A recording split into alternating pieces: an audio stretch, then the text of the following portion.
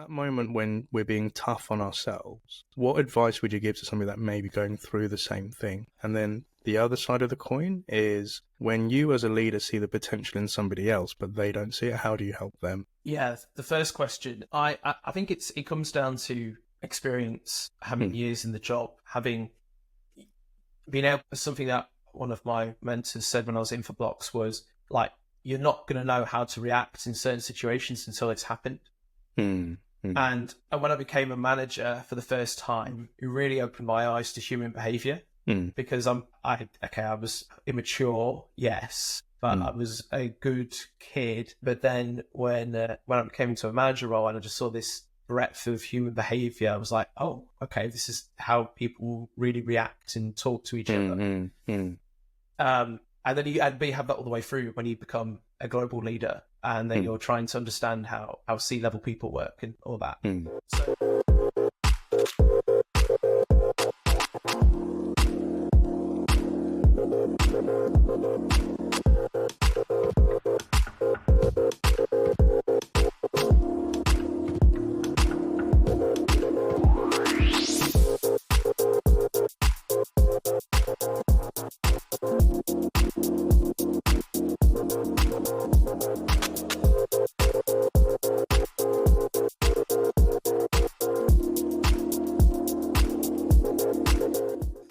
Hello, listeners and watchers and subscribers to the SDR DiscoCall show. We really appreciate you joining, and if you're a returning guest, thank you for joining us again. However, if this is your first time and you're wondering what the hell is this all about, so the SDR DiscoCall show is a show for those that are working in the world of tech sales and a role called sales development, where we're prospecting, reaching out to leads and trying to get them interested in our business. And what we love to do is meet interesting people to find out their journeys, their stories, to give insights to encourage more people to come into this beautiful industry that we all love. And my name is Neil Bhuiyan. If you're listening to this in your local podcast platform, a big ask would be to give us a rating and subscribe. And if you're watching this on our YouTube channel, to help with the algorithm, please give us a like, comment, and subscribe down below. Now, the guest that I have on today is a really cool person that I've wanted to have on the show for a little while, and it was a referral given to me by Ashley Orman. So Ashley, big shout out to you, mate. But without further ado, guest, could you tell us, who are you, where are you based in the world, where do you work, and what do they do? Yes, thanks. My name's David Wilkins. I'm British, but I live in the Netherlands. I'm just a little bit outside of Amsterdam. And I'm the founder of a community called SDR Leaders of EMEA. The whole point of it is leaders in the sales development world are often alone, and then in EMEA they're even more alone. Their bosses are out in the sticks over in the United States. So it's about giving people coaching, mentorship, and a community to be with each other. I love it. Well, David, an absolute privilege and pleasure to have you on board, and thank you so much for joining. And you're a Brit based out in Dam, and you're the SDR leaders, to an extent, best friend. You're their support, you're their guidance out there, right? I absolutely love that. So a question that I love to ask all my guests, David, is outside of sales, what floats your boat? And that's actually quite cool for Amsterdam. But what floats your boat? What hobbies and passions and interests do you have, sir? Yeah, I got told a story about boats. The best 2 times about having a boat is the day that you buy a boat and the day that you sell the boat. So that's always the issue with getting boats in the Netherlands. So I try and avoid them. So what do I get up to? So I live in the countryside just outside of Amsterdam. So we go on a lot of walks with our dog, Chocky, into the forests and stuff, and just like to stay fit and try and stay fit at least, and just enjoy living life. Couldn't have said it better. I love that. Absolutely. And shouts out to Chocky as well. So what we like to do at this point with the show is visit our guest's LinkedIn profile, and as a gentle reminder that all of our guests' profiles will be within the show notes, so that if you want to connect with them, pick their brains on anything that we've discussed today. And obviously with David and the crew that he's running, they've got a lot of great resources for SDR leaders out there. But again, David, you put out quite a lot of good posts, and highly again recommend following David out there as well. But if we go down to the career, you've had a colourful career, sir. So if we go way back in the day, we can see yourself working at Palo Alto Networks out in the Dam. You've been an inside sales rep at Double Dutch, Infoblox, Solus, Snowflake, you're part of Pavilion, Clay. I want to learn more about that as well. An advisor in a few places. And obviously for the past 8 months or so, you've been helping out with SDR's Leaders of EMEA.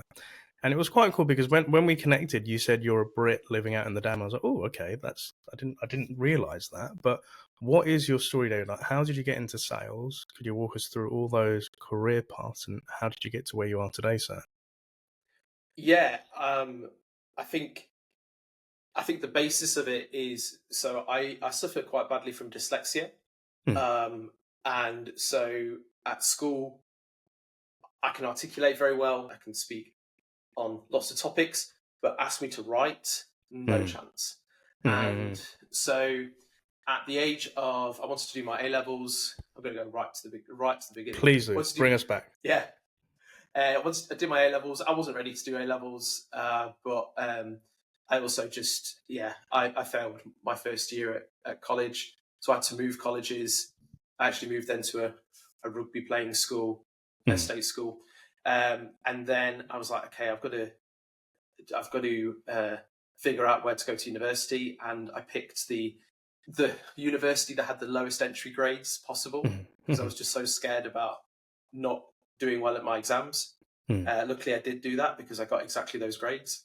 And then I went to this university, and then I was like, well, if I'm going to get a job, like a proper job, then in 2009, it was like, oh, we're going to go and get a job at Audi, get on their graduate training scheme, get an Audi. But I was like, I need to do something else. Like, I need to go to we had the Erasmus scheme where you could go and do 6 months at another university. So I went to Amsterdam for that.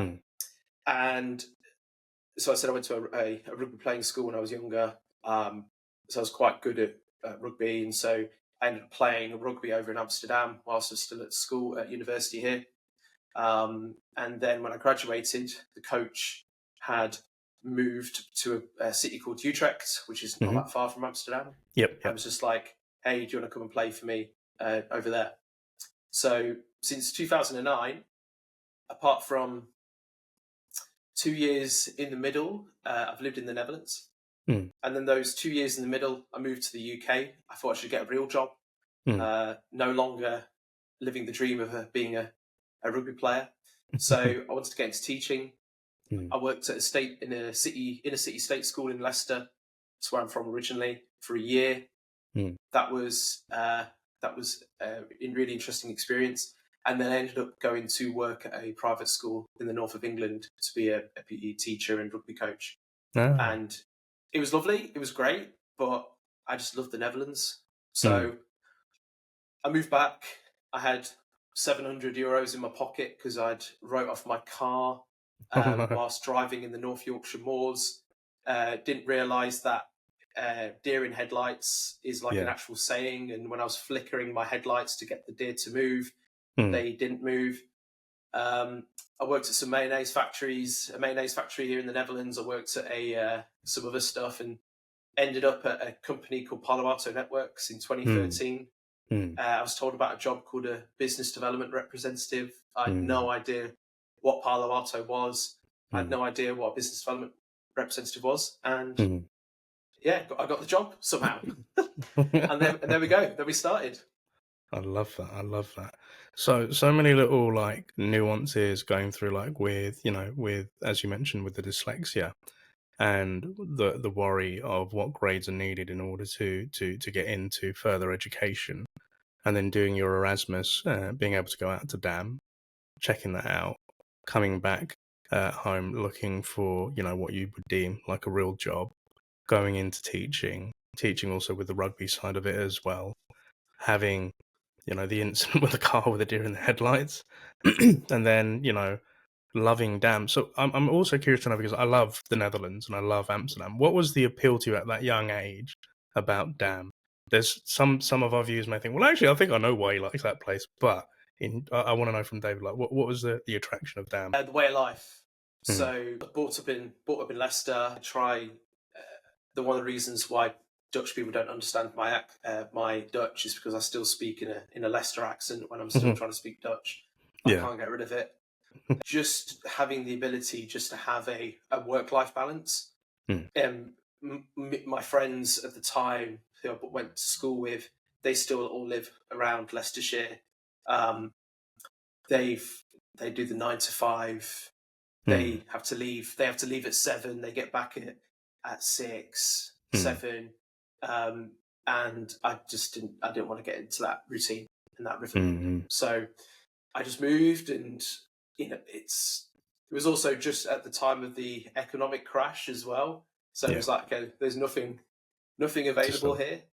So it was just that way of life. And when you've got the ability to be door to door an hour from work, and that the train's going to run on time, that they run 4 times a day, an hour. And that you can cycle to the train station, and then you can cycle from the train station to your office.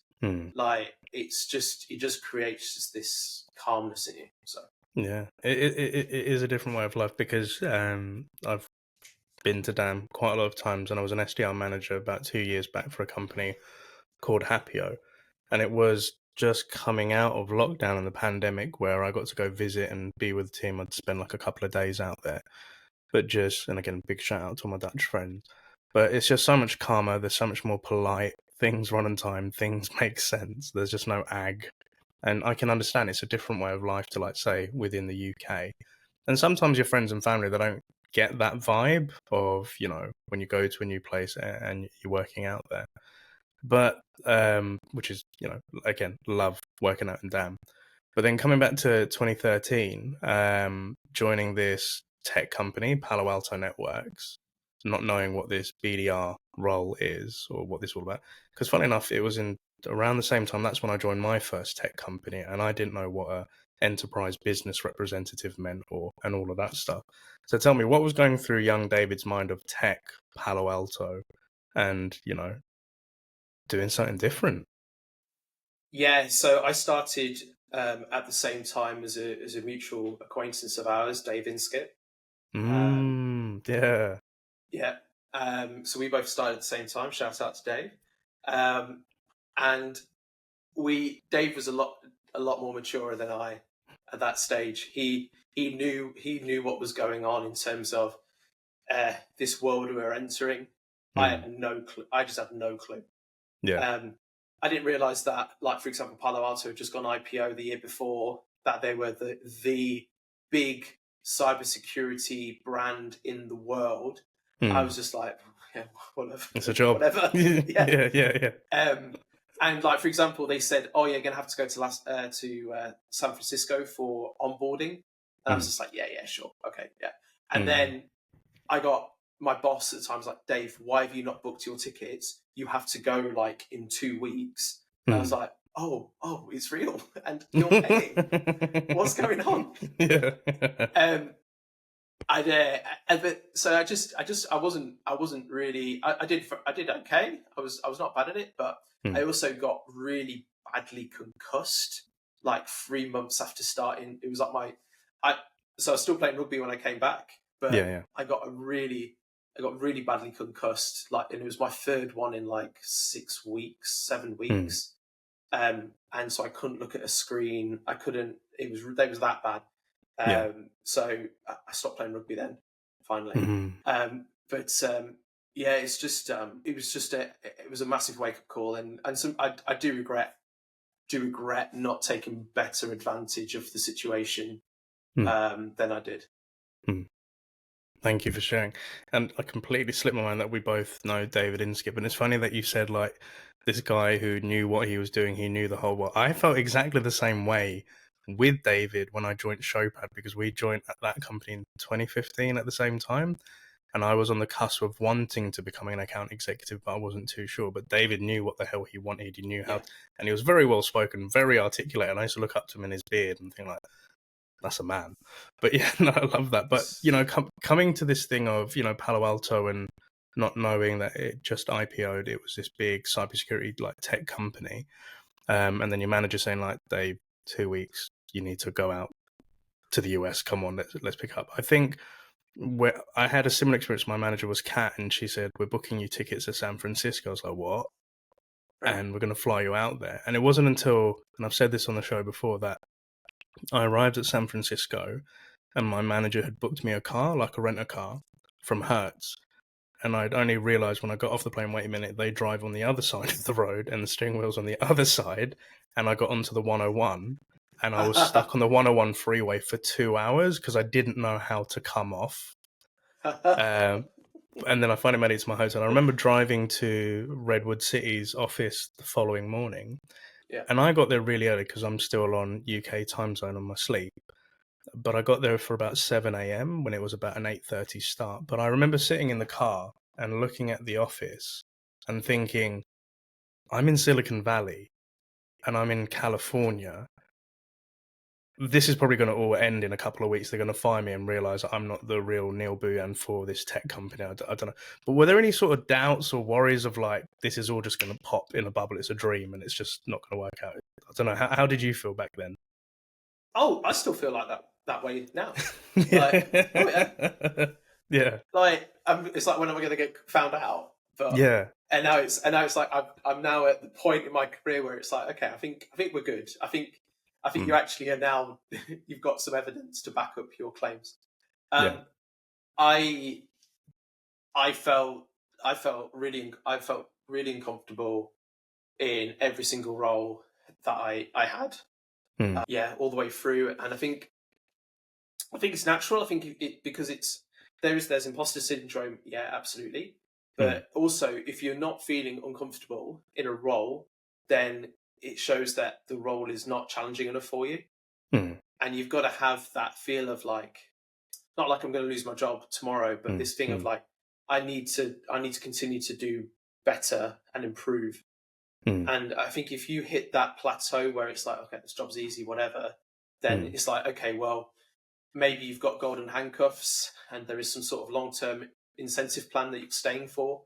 Okay, then stay for that. But if not, then you should be looking for another role, or internally or externally. Yeah. Thank you.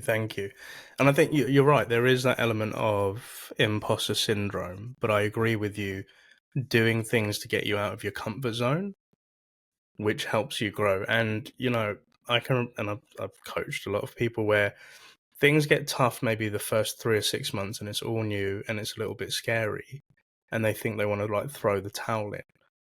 But if they just stay a little bit longer and knowing that this is all new and this is all weird, but you'll get there eventually. But even now, like where I am today, anytime something hard comes along, or if somebody asks me to do something I haven't done for the first time, rather than get worried about it, I'm like, okay, this is new. I'm probably not going to be great at it when I first start it out, but let's just give it a go and see where we get to. And I think contrasting back when we were younger and wondering about, are we going to be fit for this? It does hold you in good stead when you're older. And I think I look for stuff that scares me now. I think that's more fun, right? Exactly. But please. Sorry, one other anecdote. I was maybe we'll go to Infoblox in a minute, but a friend of mine, I said when I was at Infoblox, like, I'm not quite sure about this place, and then she said something that really stuck with me. She said, "You can't quit again." And I was just like, "Oh, okay, right." And I think that was the piece that that kind of just matured me pretty immediately, like just like, you can't quit again. And that was a real wake-up call for me. And we'll talk about that in a little bit. 100%. Well, let's dive into it. So I can see you was at Palo Alto for a year. You went to Double Dutch, which you was there for 2 years as an inside sales rep, and then I could see 5 years at Infoblox as a director of business development. So tell me about what was that transition going into Infoblox? What was that all about? And to when that peer was telling you can't quit again, what happened? Yeah, so I started out at Infoblox as a BDR. For ease of reading, I just did the end title on LinkedIn. but yeah, in 5 years, I went from BDR to individual contributor to manager to senior manager to director to running global initiatives and strategies. And yeah, it was this. So it was this. But the ramp, the lift off was just incredible. So it took me about 18 months to finally get comfortable as a BDR at Infoblox. And then it was really interesting. The moment it clicked for me that I actually felt I belonged, I was at my second SKO with the business, sales kickoff with the business. I was like, oh, okay, I get it now. Right, I'm okay. I'm good. I've got this. But yeah, my friend was from a academic background, so she didn't. But she was also like, because I went from to 3 companies in the space of 3 years, 3.5 years, and so she's about tenure and staying at the place. And yeah, I was just on a call with her 2 months in, and we were just chatting, and she said like, yeah, I said like, oh, I'm not sure if this is the right place, and she was like, yeah, you can't quit. And yeah, so I just stuck at it, and then things started getting better, and then yeah, I had some really good leaders that saw potential in me, like Sharif Sleeman, Malcolm Murphy, Katja van Tricht, Lawrence Morrison, Frank Rouge. They all saw potential in me and helped me accelerate to leaving as a second line leader, running global projects. Awesome. I love that. So something within that I think I'd love to get your opinion on to help out with the audience for anybody that's listening or watching. So sometimes people can see the potential in you. They can see that you're going to go on to do great things. But there comes a point within ourselves where we have self-doubt. We wonder if we've taken the right job or if perhaps we're going to be any good at this and we don't know. In that moment when we're being tough on ourselves, what advice would you give to somebody that may be going through the same thing? And then the other side of the coin is when you as a leader see the potential in somebody else, but they don't see it, how do you help them? Yeah, the first question, I think it comes down to experience, having years in the job, having been able. Something that one of my mentors said when I was in Infoblox was like, you're not going to know how to react in certain situations until it's happened. And when I became a manager for the first time, it really opened my eyes to human behavior, because I was immature, yes, but I was a good kid. But then when I became into a manager role and I just saw this breadth of human behavior, I was like, oh, okay, this is how people really react and talk to each other. And then you have that all the way through when you become a global leader, and then you're trying to understand how C-level people work and all that. So I think the big thing for me was around just sitting down and writing stuff out, writing negatives and positives, but then also speaking to people that you trust, and get their feedback on what you've written down and get their view. I was at Infoblox for 5.5 years. I'm sure I could still be there right now, if I wanted to be. I hope, Frank, if you're seeing this. But I just it got to the point where I was like, okay, it's time to move on. It's time for a new challenge. I want to try something different. But that was, again, it was writing out those pros and cons for doing that and making that move. Yeah, and it's like making, an informed decision, weighing it all up and seeing, rather than just being brash. Because again, things are run on emotion, which is our irrational thinking. And then we need to rationalize it by weighing up those pros and cons, right? And on the second side, that question where you're a leader and you see a potential in somebody, but they can't yet see it in themselves. Sometimes I'm thinking, they have to realize that I can't force it upon them, right? But to kind of tease it out of them or help them come to that conclusion. What's worked in your experience, Dave? Yeah, so I'll give a really good example, and I'll give a shout out to Lizzie Reeves. who is, she told me, I don't know if this is embargoed, it shouldn't be by the time this comes out. She's been promoted to run APAC and EMEA at Solace on the SDR side. We brought her in during COVID as a fresh, straight out of university SDR, and super smart, law degree, like just super smart. But she's young, straight out of university, and just wide world, crazy. But you could tell that she just had a process, structure. You saw in those private moments that she was a mature, level-headed person who could articulate complex problems and stuff. And so I saw like, right, straight away, she's going to be the next leader of this group. And, just I'm really proud of her to see how she's grown over the last 3+ years now, to be running 2 GOs for a company, how the maturity in her, I've said this to her face as well, so this isn't coming as a surprise to her, but it's very tough as a British person to give people this honest how I really feel about someone. But it was like, but again with her, a lot of self-doubt, a lot of I'm not sure this is what I want to do, this is where I want to be, this is too much. But it was just like, okay, let's take the emotion out of it and let's start talking about what your end goal is and what you need to be doing. Yeah, that's something I'm really proud of. I love that. And like with being a leader and having reps where they do self-doubt themselves, I think part of me initially thinks I've been there, so I know what that feels like and I know what you're thinking as well. And then, helping them have the conversation of, okay, what are you worried about this? And okay, what's worst case scenario that could happen if it doesn't work, and all of those things. But, you're still here, you still have a role. And the other thing that I realized as a coach the other week, which kind of surprised me, was there's a leader that I've been coaching for over a year, and they're thinking about maybe transitioning into a different path altogether. So out of leadership, right, going into an individual contributor role. And I initially, they said, "You've done that, Neil. What was your experience like? I just want to hear your story." And so I told them the story, and we went through it.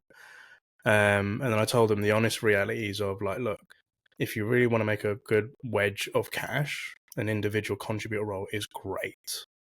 But if you get happiness from helping other people grow and becoming rich, then leadership's a really good place. But do know that you may earn less as a leader than you may do as an individual contributor.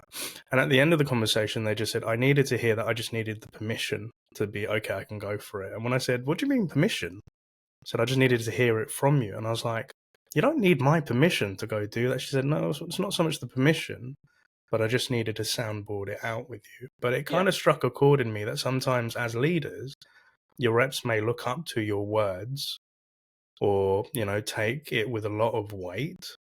So I think as a former leader, sometimes you have to be mindful of how you speak to your reps, right? But any tips for having conversations with your reps when you're building them up, or, when you're speaking to leaders, David, because, that's what you guys are doing at the minute. Like, how do you help those leaders come to those conclusions or make sure that they feel they're doing it from their place? Yeah, really good question. So the a mentor of mine, Malcolm Murphy, he used to do this really, something that I thought was really annoying. And he used to get really frustrated, where if I asked him a question, he would ask me a question back, and then I'd give him the answer, and then he would give me another question, and then I'd be like, "Come on, Malcolm, come on."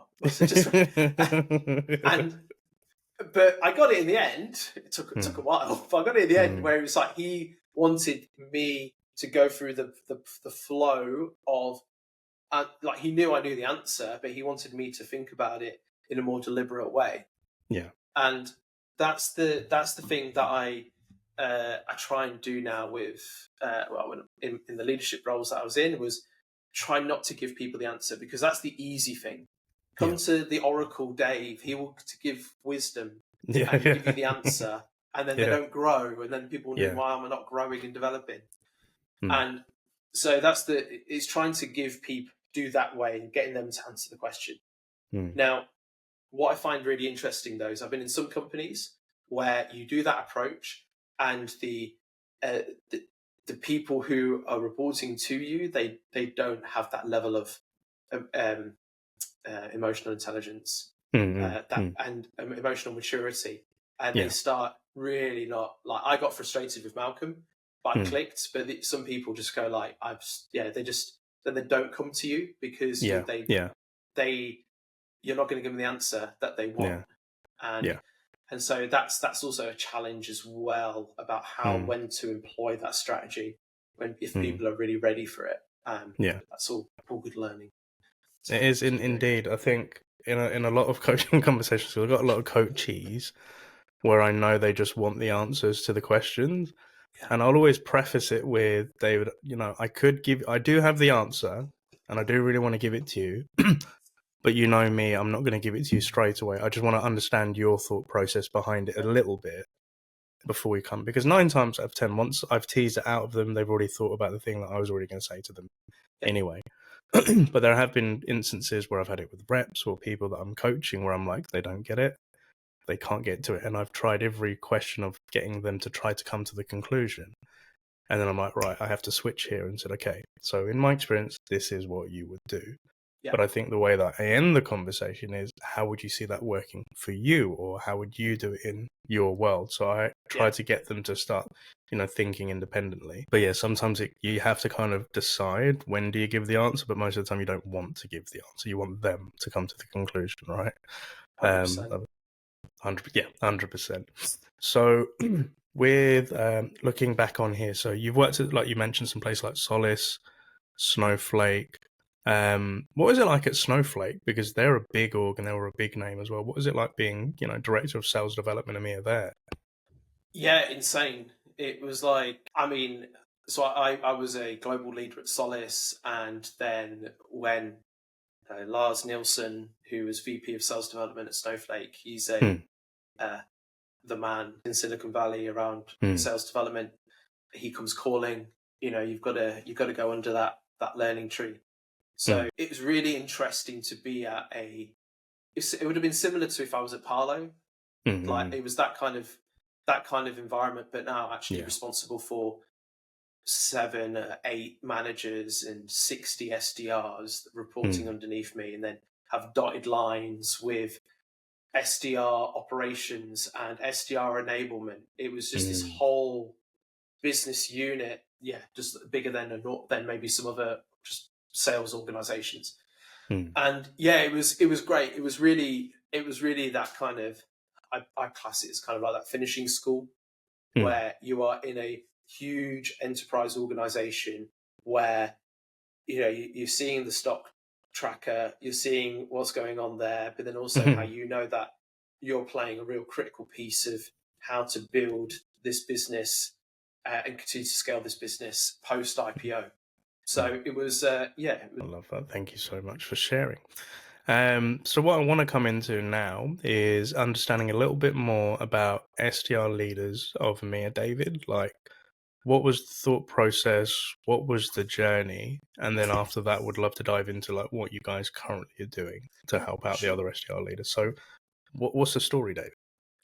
Yeah, so it was so in the Netherlands, they say that during New Year's Eve, they have this huge thing about fireworks. So if you're a Dutch person, you're saving money from now on, from August until December, so you can buy massive fireworks. Yeah. And in some villages, in some towns, they have firework bans because emergency services are it goes crazy. Yeah. It's really crazy.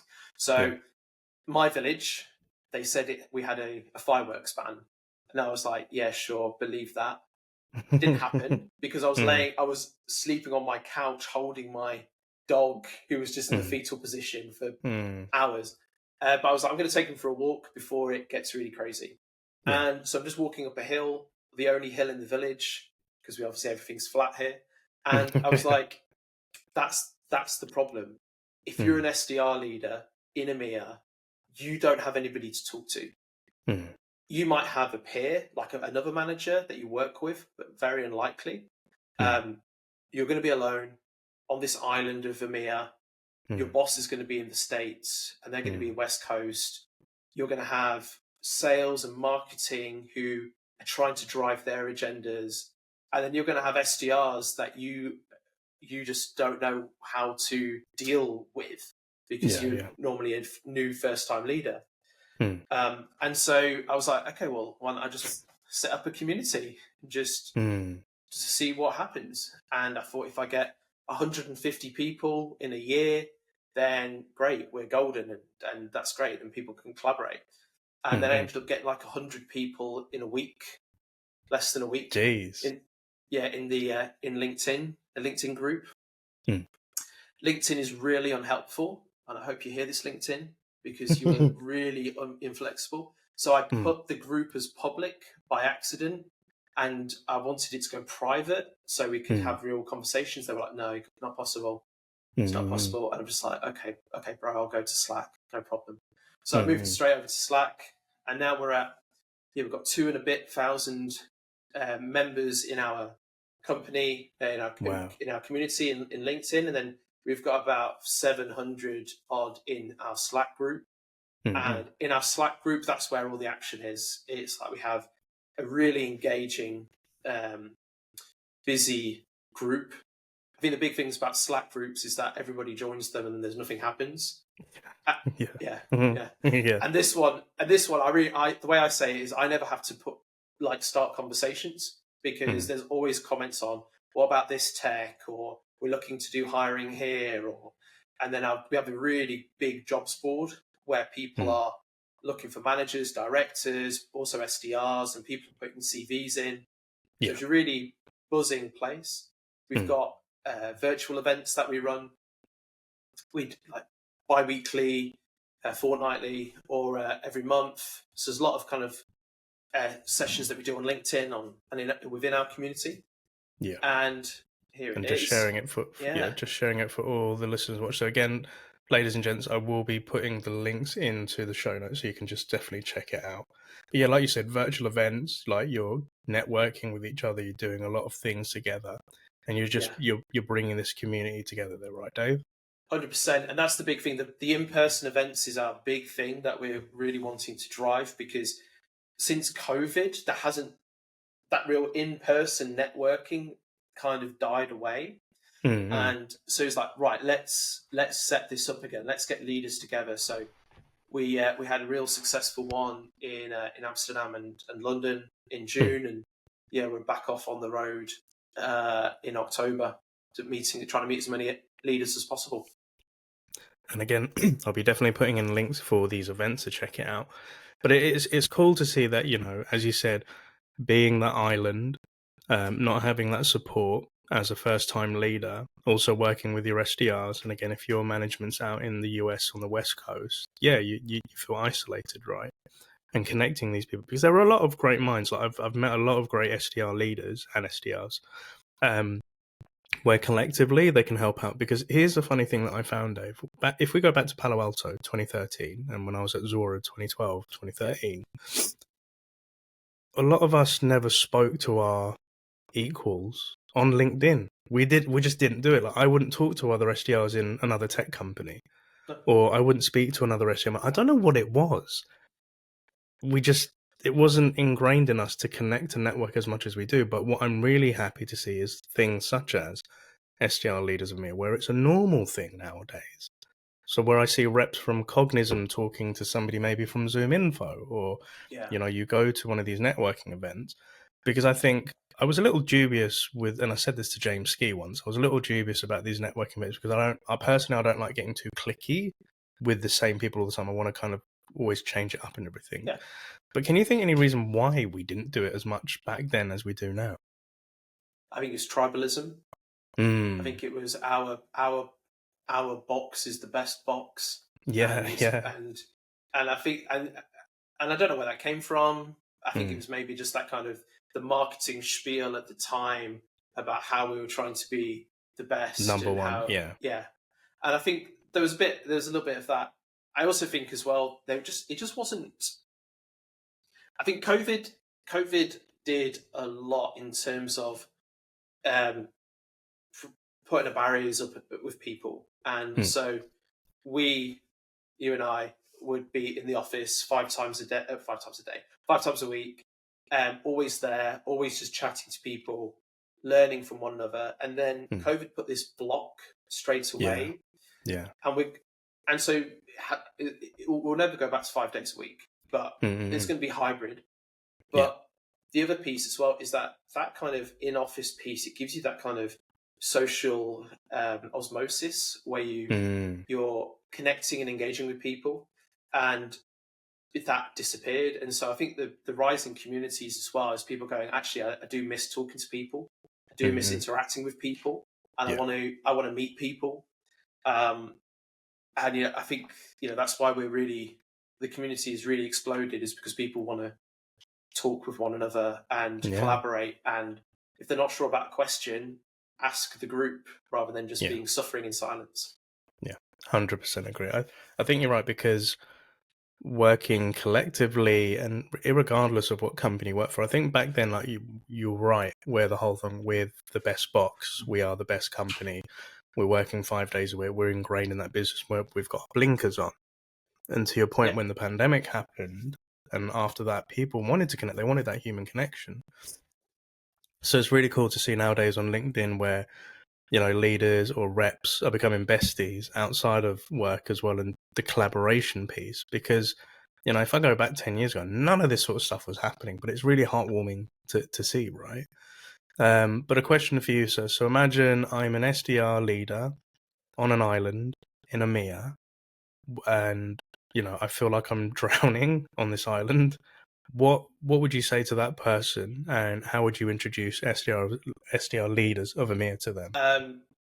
So I think first of all, you're not alone. Those feelings that you're having are completely natural, and there is 4,000 SDR leaders in EMEA who are also feeling the same as you.